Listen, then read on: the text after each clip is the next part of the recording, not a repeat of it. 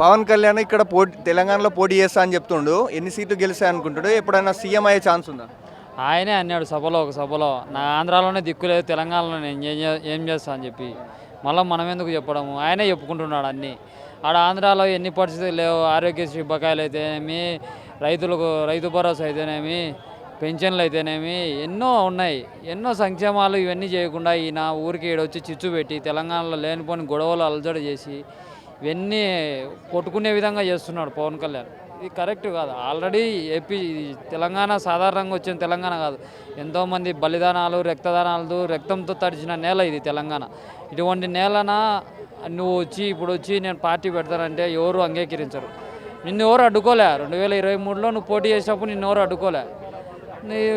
మమ్మల్ని అడ్డుకుంటున్నారు, మా జనసేన పార్టీని అడ్డుకున్నారు. ఎవరు అడ్డుకున్నారు? 2023లో నువ్వు పోటీ చేసావు కదా, ఎవరన్నా అడ్డుకున్నారా? పోటీ చేసే హక్కు ఉంది. కానీ తెలంగాణలో 12 ఏళ్ల నుంచి ఎవరికి ఏ ఇబ్బంది లేకుండా ఇక్కడ చూసుకుంటున్నారు. ఈ పవన్ కళ్యాణ్ వల్ల ఏమవుతుందంటే ఇప్పుడు ఎప్పుడు మనస్పర్ధలు వచ్చాయనేది అర్థం కావట్లే. పోటీ చేయొచ్చు, సినిమాలు తీయచ్చు, కుటుంబపరంగా ఇక్కడ ఉండొచ్చు. నేను అసెంబ్లీలో కూర్చుంటా, నేను పెత్తనం చేస్తా అంటే ఇక్కడ ప్రజలు ఎవరు ఊరుకోరు. పోటీ చేసినా కూడా ప్రజలు ఏమో అంగీకరించరు. పోటీ చేసే హక్కు ప్రతి పార్టీకి ఉంటుంది. ప్రజలు అంగీకరించేది 2 పార్టీలే, కాంగ్రెసా బీఆర్ఎస్ఆ. నువ్వు 2023లో పోటీ చేసినావు, ఏం గెలిచినారు? వార్డు మెంబర్లో కూడా గెలిచలే ఎవరే కానీ కుక్కట్పల్లిలో. ఆ విధంగా నువ్వు పోటీ చేసినా ఓడిపోయే పరిస్థితే ఉంటుంది తప్ప ఇక్కడ నువ్వే వచ్చి ఏం చేసేది ఏం లేదు. ఊరికి అనవసరంగా వాళ్ళని రెచ్చగొట్టే మాట్లాడి మీకే జనసేన పార్టీకే ఇబ్బంది. ఇట్లా మాట్లాడితే వీళ్ళు ఊరుకోరు కదా. ఇప్పుడు పొన్నం ప్రభాకర్ రెడ్డి గారు ఒకరు మాట్లాడినారు, కవితక్క మాట్లాడింది, ఈరోజు కేటీఆర్ గారు మాట్లాడినారు. వీళ్ళందరూ ఊరుకోరు కదా. సొంత వీళ్ళు తెలంగాణ మనుషులు, తెలంగాణ సంబంధించిన వ్యక్తులు. కేటీఆర్ గారు ఒకటే అన్నారు, మీరు సినిమాలు తీసుకోండి, మీ కుటుంబాలు ఇక్కడ ఉంటాయో తీసుకోండి. 12 ఏళ్ళుగా మిమ్మల్ని ఏ ఇబ్బందులు మేము పెట్టలేదు. ఇప్పుడు మమ్మల్ని ఎందుకు ఇబ్బంది పెడుతున్నారు? తెలంగాణను ఆగమాగం చేస్తున్నారు. నీ అయ్యే జాగిరే అని చెప్పి మాట్లాడుతున్నారు. కన్ఫామ్గా ఇది అయ్యే తెలంగాణ 4 కోట్ల ప్రజల జాగిరే అని చెప్పి కేటీఆర్ గారు ఈరోజు చెప్పారు. దాన్ని బట్టి పవన్ కళ్యాణ్ ఆలోచన చేసి అడుగు వేయాలి. ఊరికి రెచ్చగొట్టే మాట్లాడి గొడవలు క్రియేట్ చేయడం కరెక్ట్ కాదు. ఈరోజు కేటీఆర్ గారు మాట్లాడుతూ పవన్ కళ్యాణ్ను ఒక డిప్యూటీ సీఎంగా గౌరవిస్తాం, కానీ ఇక్కడ సచివాలయంకి వచ్చి పెత్తనం చేస్తా అంటే ఊరుకోబోమని కేటీఆర్ మాట్లాడింది. సచివాలయానికి వచ్చి పెత్తనం చేస్తాను ఆయన కూడా చెప్పలా. ఆయన్ని అనవసరంగా రెచ్చగొట్టి నేను రేపు ఎలక్షన్లో పోటీ చేస్తానని చెప్పేదాకా తీసుకొచ్చారు ఇక్కడ వాళ్ళు. ఇప్పుడు ఆయనకి ఆ మీటింగ్కి పర్మిషన్ ఇస్తే ఆ మీటింగ్ పెట్టుకుని 2 గంటలు 3 గంటలు ఉండి ఆయన మళ్ళీ వెళ్ళిపోయాడు. ఆయన పర్మిషన్ ఇవ్వకపోవడం వల్ల ఆయనకి కొంచెం చిరాకేసి నేను రేపు ఎలక్షన్లో జిహెచ్ఎంసీ ఎలక్షన్లో జనసేన పోటీ చేస్తుంది, రేపు ఆ తర్వాత వచ్చే అసెంబ్లీ ఎలక్షన్లో పార్లమెంట్ ఎలక్షన్లో కూడా జనసేన పోటీ చేస్తుంది. ఆయన సచివాలయానికి ఎందుకు వస్తాడు? ఆయన పార్టీ సభ్యులు ఎవరైనా జనసేన వాళ్ళు ఎమ్మెల్యే గెలిస్తే వాళ్ళు వస్తారు. జిహెచ్ఎంసీలో వాళ్ళ కార్పొరేటర్లు గెలిస్తే వాళ్ళు జిహెచ్ఎంసీ సమావేశాల్లోకి వస్తారు. ప్రజలు అంగీకరిస్తే ఈయన అంగీకరించక్కర్లేదు కదా. ఈయన్ని అసెంబ్లీకి ఎమ్మెల్యేగానే ఉంచారు, ఆయన పార్టీ అధికారంలోకి రాలేదు కదా. ప్రజలు ఎవరిని ఆమోదిస్తే వాళ్ళు సచివాలయానికి వెళ్తారు, ప్రజలు తిరస్కరిస్తే వాళ్ళు ఇంటికి పరిమితం అవుతారు. ఇందులో ఎవరో ప్రత్యేకమైన చెప్పాల్సిన పనే ఉంది. ఆయన మొదట్లో నేను పోటీ చేస్తానని చెప్పలేదు కదా. నిన్న చెప్పాడు ఆయన. ఆయన చెప్పేదాకా తీసుకొచ్చింది ఇక్కడ ఉన్న పరిస్థితులు, ఇక్కడ ఉన్న వాతావరణం, ఇక్కడ ఉన్న వ్యక్తులు.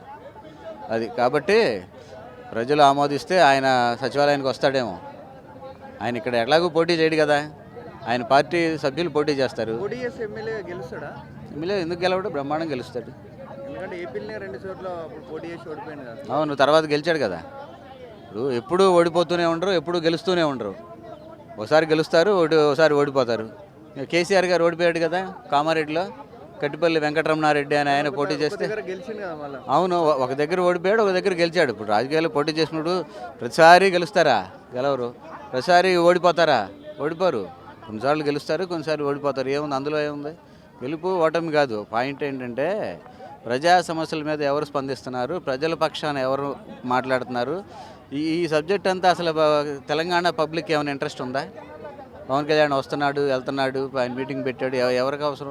ఎవరి పనులు వాళ్ళకు ఉన్నాయి, ఎవరి సమస్యలు వాళ్ళకు ఉన్నాయి, ఎవరి ఇబ్బందులు వాళ్ళకు ఉన్నాయి. వాళ్ళు ఎవరి సమస్యల్లో వాళ్ళు ఉంటే ప్రజలకి ఏమాత్రం ఇంట్రెస్ట్ లేదు సబ్జెక్ట్ని వీళ్ళు రైజ్ చేసి ప్రజల మధ్య విద్వేషాలు రచ్చగొట్టడానికి కొంతమంది లిమిటెడ్ పీపుల్, కొంతమంది 3-4 జర్నలిస్టులు ట్రై చేస్తున్నారు. ఇది ప్రజలకు అర్థమైంది కాబట్టి వాళ్ళు ఏం దీన్ని ఏం సీరియస్గా తీసుకోరు. ఈ జరిగే రాజకీయ కమింగ్ డేస్లో జిహెచ్ఎంసీ ఎలక్షన్లో అతను పోటీ చేసి అతని పార్టీ సభ్యులు గెలిస్తే వాళ్ళు జిహెచ్ఎంసీకి వెళ్తారు, అసెంబ్లీలో పోటీ చేస్తే వాళ్ళ ఎమ్మెల్యేలు సచివాలయానికి వెళ్తారు. పవన్ కళ్యాణ్ తెలంగాణ మీ అయ్య జాగిరా అంటే అవును మా అయ్య జాగిరా అని మంత్రి పొన్నం ప్రభాకర్ మాట్లాడింది. పొన్నం ప్రభాకర్ గారు మాట్లాడిన దానికండి పొన్నం ప్రభాకర్ అయ్య జాగిరి అయితే కాదు. ఆడేవాడండి మా అతను జాగిరి అని చెప్పుకోవడానికి, రావద్దంటానికి అతనేవాడు. ఇక్కడ ఏంటంటే కేటీఆర్ గారు ఒక మంచి మాట మాట్లాడాడు. అదేంటంటే తెలంగాణ ప్రజలు మీ అయ్య జాగిరి అని పవన్ కళ్యాణ్ అన్నాడు, కానీ ఏంటంటే అది ఓకే, కానీ 4 కోట్ల మంది తెలంగాణ ప్రజలు జాగిరు అని అన్నాడు. అది అందరూ ఒప్పుకోవాలి. ఇది 4 కోట్ల మంది తెలంగాణ ప్రజలు జాగిరు, అది ఖచ్చితంగా ఒప్పుకోవాలి. అంతేగాని నువ్వు రావద్దంటానికి ఆడెవడు రావద్దంటానికి ఆడ అబ్బ జాగిరా ఆడ తాత జాగిరా, లేకపోతే తెలంగాణను తీసుకొచ్చింది ఎవరు తీసుకొచ్చారండి? కేసీఆర్ గారు తీసుకొచ్చాడు. అదే కేసీఆర్ మరి 1983లో తెలుగుదేశం పార్టీలో ఎలా జాయిన్ అయ్యాడు? 2001 వరకు ఉన్నాడు. 2001 అంటే 18-19 సంవత్సరాల పాటు అదే ఆంధ్రావాడు పెట్టిన పార్టీలు ఎలాగున్నాడో అప్పుడు బుద్ధి లేదా? అప్పుడు తెలంగాణ గుర్తు రాలేదా? అటువంటి ఎదవలు అవకాశవాదం ప్రాంతీయవాదం తీసుకొచ్చి వాళ్ళ పబ్బం గడుపుకోవడానికి ఏదో ఏడుపులు ఎడతారు తప్ప అటువంటి అవకాశవాద ఎదవలను అసలు లెక్క చేయకూడదండి. తెలంగాణ ప్రజలు ఎవడైతే పవన్ కళ్యాణ్ రావద్దంటున్నాడో వాడి అబ్బ జాగిరి వాడి అయ్య జాగిరి అయితే కాదు. ఎవడో రావద్దంటానికి వాడేవడండి అసలు రావద్దంటానికి? వాడి బాబు సొమ్మ నేను అడుగుతున్నాను. వాడి బాబు సొమ్మ వాడి అయ్యి జాగిరా రావద్దంటానికి? నేను వచ్చాను నన్నేమని చేస్తాడో పవన్ కళ్యాణ్ వస్తాడు. బీహార్ వాళ్ళు, గుజరాత్ వాళ్ళు, నేపాల్ వాళ్ళు, బెంగాల్ వాళ్ళు వాళ్ళందరూ వస్తే పర్లేదు, ఎదవలకి పక్కనున్న రాష్ట్రం వాళ్ళు తెలుగు వాళ్ళు వస్తే కుదరదు. ఎందుకంటే వీళ్ళ అనిశ్చితి వీళ్ళ అభద్రతాభావం ఎంత దారుణంగా ఫీల్ అవుతున్నారో మనం ప్రత్యేకంగా చెప్పనవసరంలే. అందువల్ల వీళ్ళ ఏడుపులు ఏంటంటే ఒకవేళ ఈయన వస్తే కనుక ఎంతో చరిష్మా ఉన్న పవన్ కళ్యాణ్ కనుక మనకి ఇక్కడ వస్తే మనకేమన్నా మనుగడికి మన రాజకీయ పరిస్థితులకి గడ్డుకాలం ఏమన్నా వస్తుందన్న ఏడుపుతో వాళ్ళు వాగటం తప్ప అంతకంటే ఏం కాదు. ఎవడైనా సరే ఎవడైనా రావద్దంటే కనుక ఖచ్చితంగా వాడి అబ్బ జాగిరి కాదు, వాడి అయ్య జాగిరి కాదు. తెలంగాణ అందరిది. అది అందరిది అంటే ఈ దేశంలో ఉన్నప్పుడు ఈ దేశంలో ఒక ప్రాంతం అండి, ఇదో ప్రత్యేక దేశం కాదు. నీ తెలంగాణకు రావడానికి వీసానో లేకపోతే పాస్పోర్టో తీసుకురావడానికి నీ అయ్య జాగిరి కాదు, వాడి అబ్బ జాగిరి కూడా కాదు. పవన్ కళ్యాణ్ గారు మాట్లాడుతూ తెలంగాణ మీ అయ్య జాగిరా అని అంటే గద్దర్ కూతురు అవును మా అయ్య జాగిరా అని మాట్లాడింది. తప్పే ఉంది, వాళ్ళ అయ్య జాగిరే. గద్దర్ గారికి కూడా వాళ్ళ అయ్య జాగిరి కాదని ఎవడన్నాడు?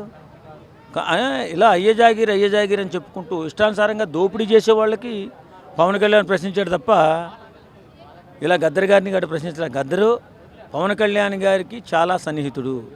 ఆయన చాలా అవసరాల్లో నన్ను ఆదుకున్న వ్యక్తి పవన్ కళ్యాణ్ అని చెప్పి చాలా టీవీ మాధ్యమాల్లో చెప్పిన వ్యక్తి. కాబట్టి ఈవేళ ఆ మన్న మాటలను పెద్దగా పట్టించుకోవాల్సిన అవసరం లేదు. కానీ కాకపోతే ఏంటంటే అదేనమ్మా మానవ సంబంధాలని ఆర్థిక సంబంధాలని ఇప్పుడున్న పరిస్థితిలో పవన్ కళ్యాణ్కి సపోర్ట్ చేస్తే వాళ్ళు ఇబ్బందులు పడే అవకాశం ఉన్నది. ఎందుకంటే అలా ఉంది ఇప్పుడు దోపిడీ తెలంగాణలో ఇష్టానుసారంగా దోపిడీ ఎక్కువైపోయింది. తెలంగాణ వచ్చిన 12 సంవత్సరాలు అయింది కానీ సామాన్యుడు ఎవడో బాగుపడిన దాఖలాలు లేవు. రాజకీయ నాయకులు మాత్రం వాళ్ళ అనుయాయులు మాత్రం వాళ్ళ బంధువులు మాత్రం 100 కోట్లు 1000 కోట్లు లక్షల కోట్లకి ఎదిగిపోయారు. కాబట్టి ఆ బాధతో పవన్ కళ్యాణ్ గారు అన్నారన్నమాట, రానివ్వను ఏదో చేస్తాడు అని బెదిరిస్తే అన్నాడు. ఆయనే కావాలని అనలేదు కదా, మీ ఇష్టానుసారంగా మాట్లాడితే అన్నాడు. అది తప్పే ఉంది. పవన్ కళ్యాణ్ మాట్లాడుతూ తెలంగాణ మీ అయ్య జాగిరా అని మాట్లాడిన దానికి పొన్నం ప్రభాకర్ మాట్లాడుతూ అవును మా అయ్య జాగిరా అని పొన్నం ప్రభాకర్ గారు మాట్లాడారు. హైదరాబాద్ ఎవరు అయ్యే జాగిరి కాదండి, రాజ్యాంగంలోనే ఉంది. నువ్వు భారతీయుడు అయితే ఎక్కడైనా వెళ్ళి బతకొచ్చు, ఎక్కడైనా బిజినెస్లు చేసుకోవచ్చు అని. తెలంగాణ రావాలంటే ఏమైనా వీసాలు పాస్పోర్ట్లు కావాలా అని నేను అడుగుతున్నాను. ఒక వేరే నార్యమని వచ్చింది, మొన్నటి వరకు అమెరికాలో కూలి పని చేసుకుంది. ఇప్పుడు ఇక్కడికి వచ్చేసి ఏదో మసాజ్ సెంటర్లు అట, సంకలు రుద్దడం, తొడలు రుద్దడం, పిరుదులు రుద్దుకునే బిజినెస్ చేస్తుంది. ఆమె ఆంధ్రాని ఎంత కించపరుస్తూ మాట్లాడింది. అసలు ఆంధ్ర వాళ్ళకి అసలు ఉద్యోగాలు లేవు, హైదరాబాద్లో వెళ్ళిపోతారు, లేకపోతే చెన్నై వెళ్ళిపోతారు, లేకపోతే బెంగళూరు వెళ్ళిపోతారు అని అంటుంది. అసలు నీకు ఏం తెలుసు మా ఆంధ్ర కోసం? చంద్రబాబు నాయుడు చేరి కింద కంటే వాటర్ వెళ్ళిపోతుందట. వాటర్లో కూర్చుని కర్మ ఆయనకేంటి? ప్రపంచంలోనే రిచెస్ట్ పొలిటీషియన్స్ ఉన్నారు ఆంధ్రాలో, అందులో చంద్రబాబు నాయుడు గారు కూడా ఒకటే. నీ ఆస్తి అంతా అమ్మినా చంద్రబాబు నాయుడు గారు చెప్పులు కూడా కొనలేవన్నమాట. ఆయన కోసం నువ్వు అంటున్నావు వాటర్లో కూర్చొని పరిపాలన చేస్తున్నాడని. జగన్మోహన్ రెడ్డి గారు ఎంత రిచెస్ట్ తెలుసు కదా నీకు. అలాగే నారాయణ గారు నెల్లూరు నారాయణ విద్యా సంస్థలు, ఆయన ఎంత రిచెస్ట్ నీకు తెలుసు కదా. అలాగే మా గుంటూరు ఎంపీ పెమ్మసాని ఆయన ఎంత రిచెస్ట్ తెలుసు కదా. అలాగే నెల్లూరు ఎంపీ ఆయన ఎంత రిచెస్ట్ తెలుసు కదా. జిఎంఆర్ తెలుసు కదా, మా జిఎంఆర్ పెద్ద పెద్ద ఎయిర్పోర్ట్లు, హైదరాబాద్ ఎయిర్పోర్ట్ కూడా ఆయన కట్టాడు. పెద్ద పెద్ద ఎయిర్పోర్ట్లు ఉన్నాయి. ఆంధ్ర చాలా ధనిక రాష్ట్రము. 1100 కిలోమీటర్ల కోస్టల్ ఏరియా ఉంది, సముద్ర తీరం ఉంది. అడుగడుగున పోర్టు ఎయిర్పోర్టే. అర్థమవుందా? వైజాగ్కి వెళ్దా, వైజాగ్లో 2 పోర్టులు ఉన్నాయి. వైజాగ్ పోర్టు ఆసియాలోనే అతి పెద్దది. అలాగే గంగవరం గాజువాక పోర్టు, అలాగే వైజాగ్లో 2 ఎయిర్పోర్ట్లు, భోగాపురంలో అల్లూరు సీతారామరాజు ఎయిర్పోర్టు, అలాగే వైజాగ్లో ఒక ఎయిర్పోర్టు. కొంచెం కిందకు వద్దాం, రాజమండ్రిలో ఎయిర్పోర్టు, పక్కనే కాకినాడలో పోర్టు. కొంచెం కిందకు వద్దాం, మచిలీపట్నంలో పోర్టు, అలాగే విజయవాడలో ఎయిర్పోర్ట్. ఇంకా కొంచెం కిందకు వద్దాం, నెల్లూరులో పోర్టు, పక్కన ఉన్న తిరుపతిలో ఎయిర్పోర్టు. రాయలసీమకు వద్దాం, కడపలో ఎయిర్పోర్టు, కర్నూలులో ఎయిర్పోర్టు, పుట్టపర్తిలో ఎయిర్పోర్టు. అంటే అంత విమానాల మీద తిరుగుతున్నారు ఆంధ్ర వాళ్ళు, అది నువ్వు తెలుసుకో. అలాగే తిరుపతి ప్రపంచంలోనే రిచెస్ట్ టెంపుల్, 3 లక్షల నుండి 5 లక్షలు వాల్యూ అయిన టెంపుల్ ఎక్కడైనా ఉందా? ప్రపంచం మొత్తమే చూసుకో, ఎక్కడైనా ఉందా? అలాగే సినిమా ఇండస్ట్రీ ఎవరు పెట్టారండి? ఆంధ్ర వాళ్ళు పెట్టింది కదా. ఇప్పుడు ఎన్ని స్టూడియోలు ఉన్నాయి, ఎంతమంది అందులో బతుకుతున్నారు? అది ఒకసారి ఆలోచించు. హాస్పిటలే లేవంటున్నావు. అపోలో హాస్పిటల్ అంటే ప్రపంచ ప్రసిద్ధి. ఎవరు అపోలో హాస్పిటల్స్? మా ఆంధ్ర చిత్తూరు జిల్లా రెడ్డీస్వి. అలాగే కేర్ హాస్పిటల్స్ ఎవరివి? మా ఆంధ్ర వాళ్ళవి, భీమవరం వెస్ట్ గోదావరి డిస్ట్రిక్ట్ వాళ్ళవి. కిమ్స్ హాస్పిటల్ ఎవరివి? కిమ్స్ మా ఆంధ్ర వాళ్ళవి. నెల్లూరు వాళ్ళవి కిమ్స్ హాస్పిటల్స్. అలాగే ఆంధ్రాలో వరి కావచ్చు, మామిడి పళ్ళు కావచ్చు, గుంటూరు మిరపకాయలు కావచ్చు, చేపలు, సముద్రంలో ఉన్న చేపలు కావచ్చు. ఇంత ఘనంగా ఎగుమతి చేసే ప్రాంతం ఏదైనా ఉందా? ఇంత ఉత్పత్తి చేసే ప్రాంతం ఏదైనా ఉందా? మాకేం తక్కువ ఆంధ్ర వాళ్ళకి అలా మాట్లాడుతున్నాను, నాకు తెలియకడుతున్నాను. అమెరికా లెవెల్లో చైర్లు వేసుకొని కూర్చున్నారు ఆంధ్ర వాళ్ళు. సత్యనాథేంట్లు తెలుసు కదా, మైక్రోసాఫ్ట్ సీఈఓ ఆయన. అలాగే రాజమౌళి ప్రపంచం గర్వించదగ్గ డైరెక్టర్లు ఆయన ఉన్నాడు. స్పీల్బర్గ్, జేమ్స్ కెమెరాన్ తర్వాత మళ్ళీ రాజమౌళి గారే. ఆయన సినిమాలకు ఆస్కార్ అవార్డులు, గోల్డెన్ గ్లోబ్ అవార్డులు వస్తున్నాయి. ఫోన్లు చేస్తున్నారు స్పీల్బర్గ్ గారు, జేమ్స్ కెమెరాను రాజమౌళి గారికి, you are the number 1 in the world అని. ఆంధ్రాకి ఏం తక్కువైపోయింది? అంత కించపరుస్తున్నాం, నాకు తెలియకడుగుతున్నాను. అడుగడుగున పోర్ట్లు ఉన్నాయి, ఎయిర్పోర్ట్లు ఉన్నాయి, 1100 కిలోమీటర్లు సముద్ర తీరం ఉంది, చేపలు సమృద్ధిగా వస్తున్నాయి, వరి, మామిడి పళ్ళు, గుంటూరు మిర్చి, ఇలా చెప్పుకుంటూ పోతే చాలా ఉన్నాయి ఆంధ్ర ఘనకీర్తులు అన్నీ కూడా. అల్లూరు సీతారామరాజు నడియాడిన స్థలం అది. నేషనల్ లెవెల్ ఆయన లీడరు, లోకల్ లీడర్ కాదు ఆయన ఫోటోతో పోస్టల్ స్టాంప్ కూడా రిలీజ్ అయింది. నీకు ఏం తెలిసిన ఆంధ్ర కోసం ఇంత ఘోరంగా మాట్లాడుతున్నావు? ఆంధ్ర వాళ్ళ కంపెనీల్లోనూ పనిచేసుకొని చాలామంది బతుకుతున్నారు. ఆంధ్ర వాళ్ళు పెట్టిన స్టూడియోల్లో పనిచేసుకొని చాలామంది బతుకుతున్నారు. ఆంధ్ర వాళ్ళు పెట్టిన హాస్పిటల్లో పనిచేసుకొని చాలామంది. ఆంధ్ర వాళ్ళ సంస్థల్లోనే ఉన్నారు కోట్లాది మంది జనాలు. అది నువ్వు తెలుసుకో, అర్థమవుతుందా? మా ఆంధ్ర ఎప్పుడైనా రిచెస్ట్. ఇక్కడ పనులు చేసుకొని బతుకుతున్నారు అంటావు. హైదరాబాద్ తీసుకుందాం, ఐటీ సెక్టర్లో ఎవరున్నారు ఎక్కువ? అందరూ నార్త్ ఇండియన్స్ ఉన్నారు. వ్యాపారాలు ఎవరు చేస్తున్నారు? అందరూ నార్త్ ఇండియన్సే. ఎవరు? గుజరాత్ వాళ్ళు, మహారాష్ట్ర వాళ్ళు, ఇంకెవరు? గుజరాత్, మహారాష్ట్ర, రాజస్థాన్ వాళ్ళు ఉన్నారు. హోటల్ ఇండస్ట్రీ తీసుకు ఎవరున్నారు అందులో వర్కర్సు? ఒడిస్సా వాళ్ళు, అలాగే వెస్ట్ బెంగాల్ వాళ్ళు, నేపాల్ వాళ్ళు ఉన్నారు. రైల్వే తీసుకు ఎవరున్నారు? బీహార్ వాళ్ళు ఉన్నారు, యూపీ వాళ్ళు ఉన్నారు. ఆంధ్ర వాళ్ళు ఎక్కడున్నారు? ఆంధ్ర వాళ్ళని పడి ఏడుస్తున్నారు, నాకు తెలియకడుగుతున్నారు. రాసి పెట్టుకోండి. ఆంధ్ర వాళ్ళు పెట్టిన స్టూడియోల్లోనూ పని చేసుకుంటున్నారు, బతుకుతున్నారు చాలామంది. ఆంధ్ర వాళ్ళు పెట్టిన పరిశ్రమలోనే పని చేసుకుని బతుకుతున్నారు చాలామంది. ఆంధ్ర వాళ్ళు పెట్టిన హాస్పిటల్లోనే పని చేసుకుని బతుకుతున్నారు చాలామంది. ఆంధ్ర వాళ్ళ పోర్టుల్లో, ఎయిర్పోర్టుల్లో పని చేసుకుని బతుకుతున్నారు చాలామంది. గుంటూరు మిర్చికి వచ్చి చూడండి, అక్కడ ఆసియాలోనే అది పెద్ద గుంటూరు మిర్చి కార్యాలయం. అక్కడ ఎంతమంది పని చేసుకున్నారో చూడండి, అర్థమవుతుందా? మా ఆంధ్ర ఎవరు రావడం లేదా? మా ఆంధ్రాని ఎవరు వాడుకోవడం లేదా? వైజాగ్ ఎంతమంది వస్తున్నారు? తిరుపతి ఎంతమంది వస్తున్నారు? శ్రీశైలం ఎంతమంది వస్తున్నారు? అరకు ఎంతమంది వస్తున్నారు? పుట్టపర్తి ఎంతమంది వస్తున్నారు? ఒకసారి బస్సులు, ట్రైన్లు చెక్ చేసుకోండి. ఓకే, ఇండియన్స్ అంటే ఎక్కడైనా బతకొచ్చు, పాస్పోర్ట్లు, ఎయిర్పోర్ట్లు అవసరం లేదు. ఆంధ్ర వాళ్ళే విమర్శిస్తున్నారమ్మా. చెమకలు రుద్దుకునేవి, తొడలు రుద్దుకునేవి, పిర్రలు రుద్దుకునే మసాజ్ సెంటర్లు నడుపుకునే వాళ్ళు. చంద్రబాబు నాయుడు వాటర్లో వర్షం నీళ్ళలో కూర్చుంటున్నాడట. ఆయన చెప్పులు కూడా కొనలేవు, నీ ఆస్తి మొత్తం అమ్మేస్తున్నా. కుటుంబం యొక్క అధికారాన్ని ఉపయోగించుకొని 100 కోట్లు దోచుకొని మొన్నటి వరకు చెప్పకూడదు నేను వచ్చినావు. కళ్యాణ్ గారు తెలుగు 2 రాష్ట్రాలకు కూడా అవసరం. ఇక్కడ పవన్ కళ్యాణ్ గారు పోటీ చేస్తే భయపడే నాయకులు చాలామంది ఉన్నారు. ఎందుకంటే వాళ్ళ అవినీతులలో బయటకు తీసిన వ్యక్తి, ఏకైక వ్యక్తి మన ఇండియాలో పవన్ కళ్యాణ్ గారు. ఇప్పుడు నిన్న మీటింగ్లో నుంచి ఇప్పటి వరకు ట్రోల్ చేసిన మినిస్టర్లు 3 ఉన్నారు. తెలంగాణ నాయకులు ఎంతమంది ఉన్నా ట్రోల్ చేయలేదు. తెలంగాణకి రావాలని, తెలంగాణలో పవన్ కళ్యాణ్ గారు పోటీ చేయాలని తెలంగాణ ప్రజలందరూ కూడా ముఖ్యంగా మనస్ఫూర్తిగా కోరుకుంటారు. అంటే చాలా మంది తెలంగాణ వాళ్ళు ఏమంటారు అంటే ఆంధ్రోలు వద్దని చెప్పేసి తరిమేసినాము, మళ్ళీ ఇక్కడికి వచ్చి పోటీ చేస్తా అంటే ఎవడు ఓటేస్తారని చెప్పి మాట్లాడుతున్నారు. మీరేమో రైట్ ఆన్సర్. మరి బీఆర్ఎస్ పార్టీ పెట్టింది ఎవరు? కేసీఆర్ గారు. మరి గుంటూరులో కార్యాలయం స్థాపించింది ఎవరు? కేసీఆర్ గారు. మరి కేసీఆర్ మరి గుంటూరులో కార్యాలయం స్థాపించిన తర్వాత స్వాగతించింది ఎవరు? పవన్ కళ్యాణ్ గారు. ఎక్కడైనా పోటీ చేయొచ్చు, ఎక్కడైనా ప్రజాసేవ చేయొచ్చు. కేసీఆర్ గారు ఎప్పుడు పోటీ చేయలేదు కదా ఆంధ్రప్రదేశ్లో. చెయ్యాలా, చెయ్యొద్దని ఎవరు అనలేదు కదా. ఇప్పుడు కేసీఆర్ గారు అక్కడ పార్టీ కార్యాలయం పెట్టారు, కానీ ఆంధ్రప్రదేశ్లో ఎవరు చెయ్యొద్దు అనలేదు కదా.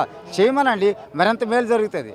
అక్కడ 2 పార్టీలు ఉన్నాయి కదా, టీడీపీ వేస్తారు. కానీ ఇంతమంది వాళ్ళ ప్రాణాలు తెగించి మరి తెలంగాణను తెచ్చుకుంటే ఇప్పుడు పవర్ స్టార్ గారు వచ్చి మరి నాకు ఓటు వేయండి అని చెప్తే మళ్ళీ తెలంగాణ ప్రజలు వేస్తారు. పవన్ కళ్యాణ్ గారు కూడా తెలంగాణ ప్రజల పట్ల చాలా సానుభూతి చూపించిన వ్యక్తి. చాలా కార్యక్రమాలు ఇక్కడ కూడా చేశారు పవన్ కళ్యాణ్ గారు. అలాగే ఇక్కడ కూడా పవన్ కళ్యాణ్ గారు గత 40-50 సంవత్సరాలుగా పుట్టి పెరిగిన వ్యక్తి. ఆయనకి పార్టీ పెట్టి హక్కు లేదనడానికి ఆయనకి ఆపే దమ్ము ఎవరికి ఉందని నేను అడుగుతున్నా.